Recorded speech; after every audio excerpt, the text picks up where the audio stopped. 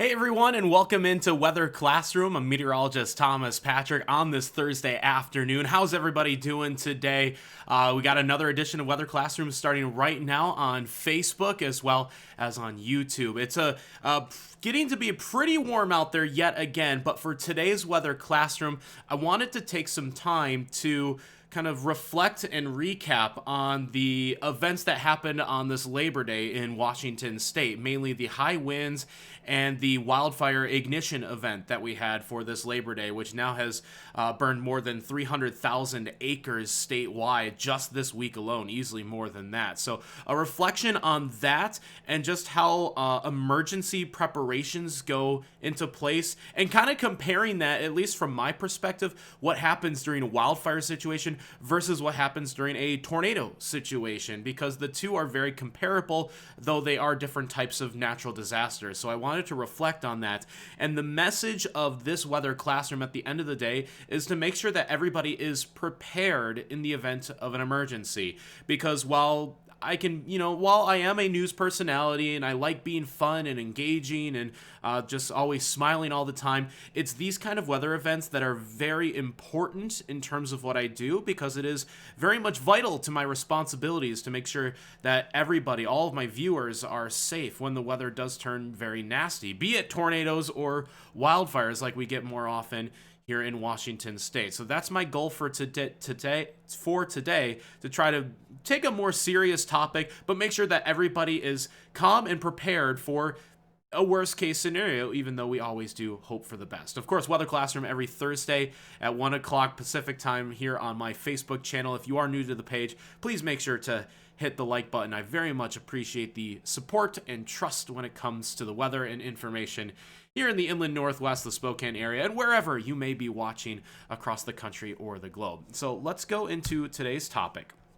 And I want to start with a recap of the wildfire ignition event, as I'm kind of calling it, from this past Monday, which of course was Labor Day. Here is the latest wildfire map, and I might still have to update this manually within the next hour here, especially as some of my producers have asked to do that as well. And we had probably at least a dozen fires start up this past Monday, and then some, mainly because of the high winds that we had on Labor Day. I mean, these are just all the fires. I think the largest fires out there are the Cold Springs fire near Omak, the Pearl Hill fire, and that's kind of a complex now, as well as the Whitney fire that is in Lincoln County. Those are probably the three biggest fires, each of those burning more than 100,000 acres on their own merit. And then there's all these other ones, including the Babb Road fire. That was the one that wiped out the town of Malden on Monday as well. And that's kind of where this topic came up, is the response time was very short. I mean, people didn't have a lot of time to get out of town, but from our reporting, it sounds like everybody did make it out of Malden safely, and there were no serious injuries there. So we are very much thankful for that. But let's look at what happened on this past Monday. We had a high wind warning heading into the day, along with a whole lot of other alerts, including dust storm advisories, blowing dust advisories, dust storm warnings. There were red flag warnings as well. It was very much a very hectic and active weather day, even though it wasn't raining or it wasn't storming. We didn't have any precipitation. There were no tornadoes or severe storms. This was purely a high wind driven event, and we were forecasting wind gusts up to 60 miles per hour. I think the highest wind gust we recorded was 54, but would not be surprised to see localized wind gusts even between some of our monitoring stations be even higher as well. So what happened here basically was just a sequence of events, and this is definitely how I analyze it. This might not be the objective truth in all of the wildfire situations, but for my analysis, with the winds up to 60 miles per hour that day, we were definitely seeing tree damage and power line damage. There were 50,000 people without power at one point in the inland northwest. But really what happens is, if those trees fall on power lines and those power lines get knocked to the ground, well, any kind of sparking or active or hot power lines may very well be the cause of many of these fires. It might not be the exact cause, But I think just from that kind of situation and analysis that I had, that likely is the event in most of these scenarios. So that's probably why we had so many wildfires starting on Monday, because the winds were so fierce. We were getting power lines that were sparking fires. At least that's kind of the train of thought that went into Monday. And of course, the strong winds then took those wildfires and then pretty much just threw them downwind as fast as the winds were, up to 60 miles per hour. So I believe that is the situation that we had in terms of an ignition event from this past Monday. And afterwards, I had to reflect on this, because the images that came out of Malden, Washington, which is the left image, were devastating. 80% of the town is destroyed. There's only a couple buildings that are even standing as of this moment. And it was so sad to see that, because it truly is devastating. This wrecked people's lives, and a lot of people had lived there for many, many years, if not decades, or their entire lives. So to see that kind of wildfire move through was devastating. And it reminded me a lot of some tornado coverage that I've done in some other states. Of course, many of you know that my previous TV job was in Illinois, and I've covered tornado outbreaks there as well. In fact, the right image is from Taylorville, Illinois, from 2018. And it reminded me a lot of that, because when you see a natural disaster move through a town, and we hate to see it, it's just devastating. It kind of takes your breath away, and you just, think of all the families that have to pick up and repair and try to restore some kind of normalcy to the situation. And it is very much a difficult situation. But where I'm going with this is that both of these events, both of these natural disasters, have some kind of warning lead time to them. And when it comes to tornado warnings, usually the lead time is about 15 to 30 minutes. And we say, okay, if you're under a tornado warning, you got to get down to the lowest level of your building, into your most room, cover yourself with a blanket or a mattress. If you have a helmet, put it on, that way you're protected from the elements. And a wildfire is similar, but almost the exact opposite, in the sense that you might only have a couple minutes to evacuate. If you go from a 0 to a level 3 evacuation order, you might only have a couple minutes to leave your home and try to get into your car and drive away or out of the path of the fire. So a different but kind of similar situation when it comes to a type of natural disaster emergency, both in the case of a wildfire and a tornado.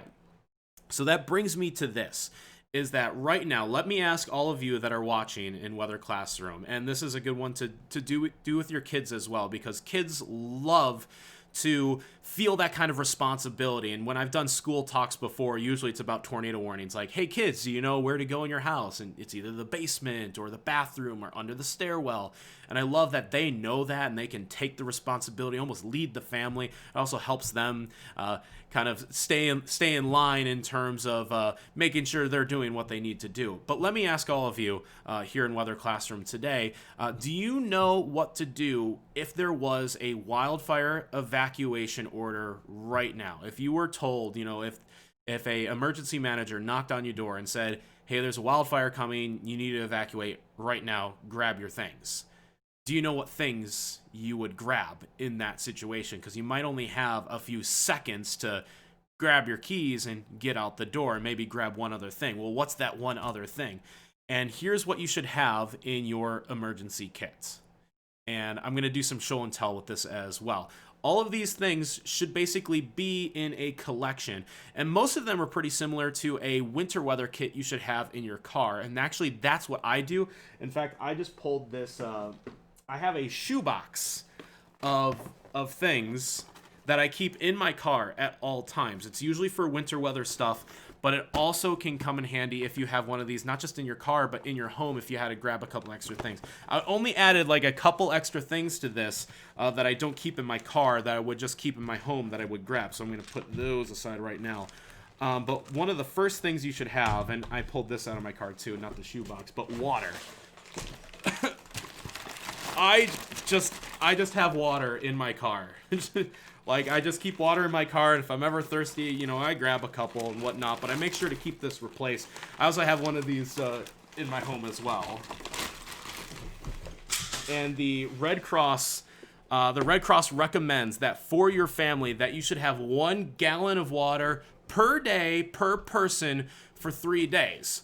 So for me, that would be 3 gallons of water, and I think the amount that I still have in my car that I just pulled out here is 3 gallons. I think it's like 16 bottles, so I'm good on that front. But of course, if you have a family of 4, that should be 12 gallons of water. So try to just make sure to have a full case of water in your car.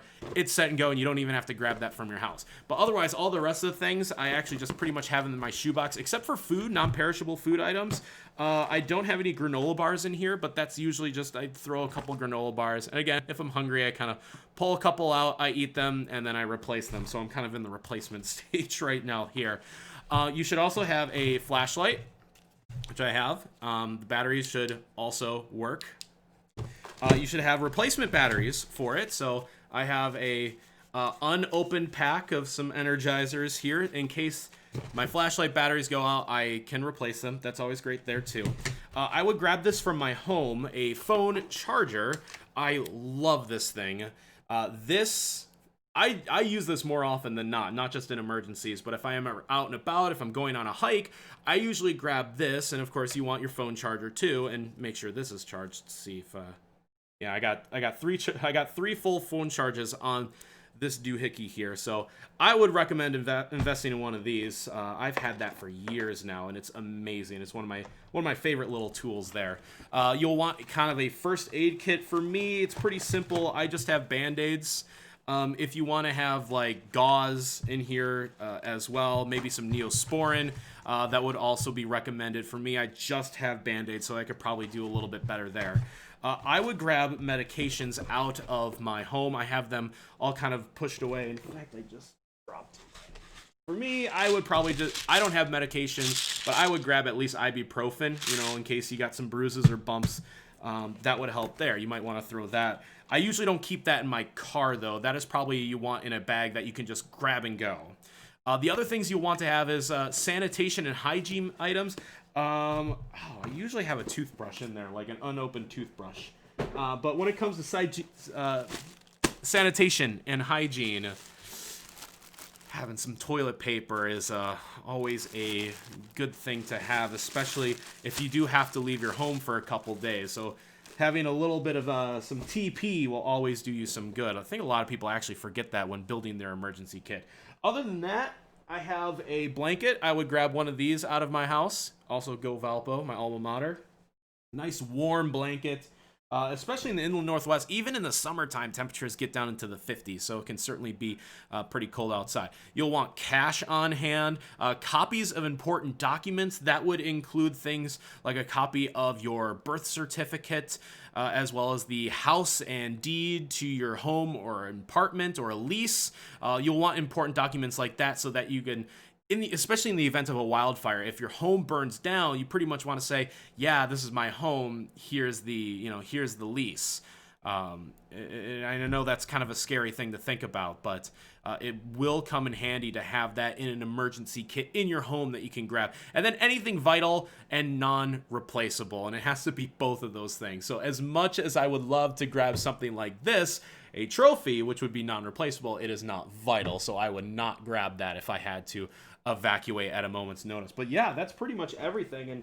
And like I said, sorry, I kind of keep dipping off screen here. I keep it all in a shoebox, like just an empty shoebox. It kind of holds everything, and actually, there's a couple extra things I have in here. Since this is a winter weather kit for me, I've got like feet warmers and hand warmers, like extra hand warmers in here. So that's always nice in the winter time. And I also have a windshield scraper. So this is more so my winter kit. That's why this stays in my car at all times. But you should also have something that you'll almost keep in like a Ziploc bag, like a large Ziploc bag at home.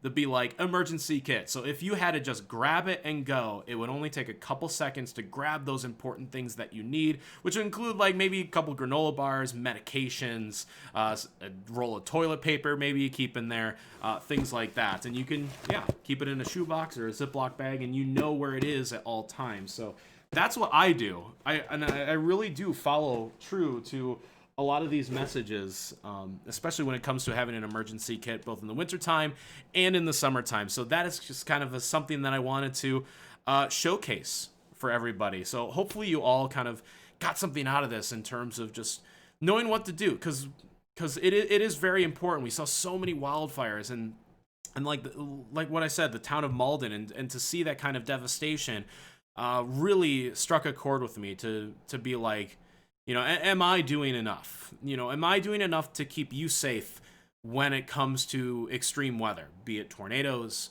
or wildfires, wherever I'm covering in the nation, whatever is most important. So I wanted to make sure that I'm doing enough to make sure that you are aware.